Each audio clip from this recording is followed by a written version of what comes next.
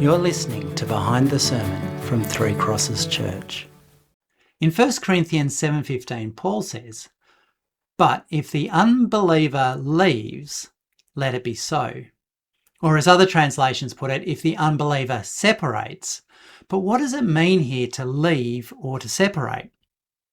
When we read those words, we naturally hear them through the lens of how divorce works in our own context. But that's not necessarily what Paul means. Hello, my name is Tom Richards, and you are listening to Behind the Sermon, where we unpack the deeper questions and hidden details behind our Sunday sermon. In our context, divorce usually involves two distinct stages. First, a couple separates, and then sometime later, the marriage is formally ended through a legal process. And that can lead us to read Paul as saying that if an unbelieving spouse separates, the believing spouse is then permitted to initiate a legal divorce. Or we might take him to mean that whenever one spouse withdraws from the marriage in some significant way, the other spouse has been left and therefore has biblical grounds for divorce. And that's led some people to speculate about what kinds of behaviour might count as leaving a marriage and therefore give the other spouse a biblical warrant to end it. But that misunderstands both the context and the language that Paul is using. The important question is whether Paul is giving the believer permission to initiate a divorce after being abandoned, or whether he's describing a divorce that the unbelieving spouse has already initiated. So first, let's consider the historical context. So in the Greco-Roman world of the first century Corinth, either spouse could ordinarily end a marriage relatively easily. Divorce didn't normally require someone to apply to a court to prove that their spouse was at fault and then wait for an official reply. A husband could dismiss his wife and a wife could leave a husband. And provided that this was done with the settled intention of ending the marriage, the act of separating could in itself constitute the divorce.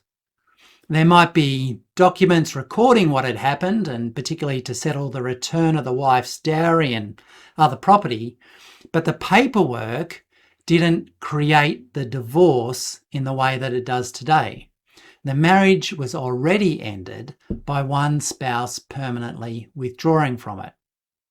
And that means that when Paul says, if the unbeliever leaves, he's not saying if the unbeliever moves out, the believer may then begin divorce proceedings.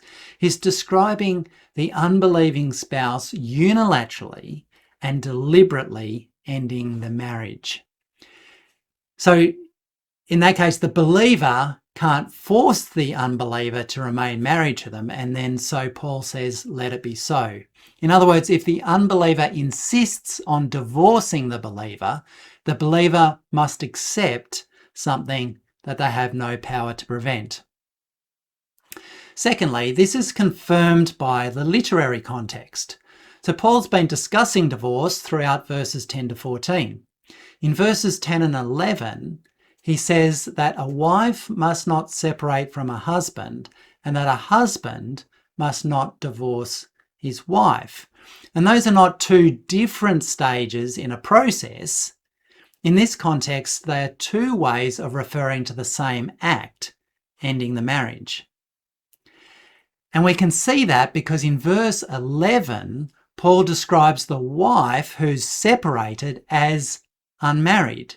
So the separation has not merely begun a period of living apart, it's ended the marriage.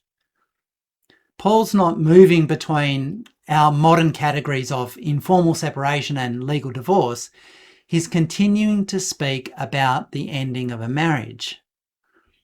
And then finally, the meaning of the particular word that Paul uses confirms this. So the Greek verb that translates leaves or separates is chorizo.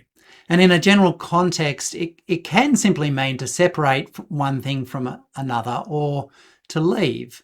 But In the context of ancient marriage contracts and divorce documents, it was established terminology to mean divorce. So leaves is not an inaccurate translation. In fact, it's quite a straightforward and literal translation, but it can be misleading to our modern ears. Paul does not merely mean walking out of the house or becoming emotionally distant or living elsewhere for a time. He means leaving the marriage with the intention of ending it. So putting the historical, literary, and linguistic evidence together, Paul is describing a divorce initiated by the unbelieving spouse and imposed upon the believer. He's not giving the believer permission to decide that some form of withdrawal amounts to abandonment and then initiate the divorce themselves.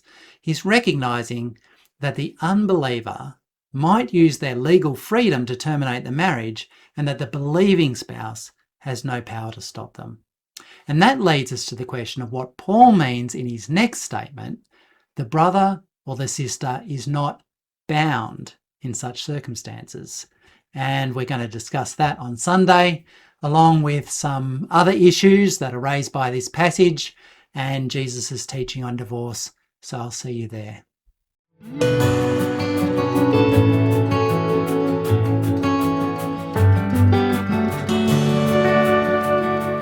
Three Crosses Church exists to know and glorify God by being and making disciples who love, trust, and obey Jesus.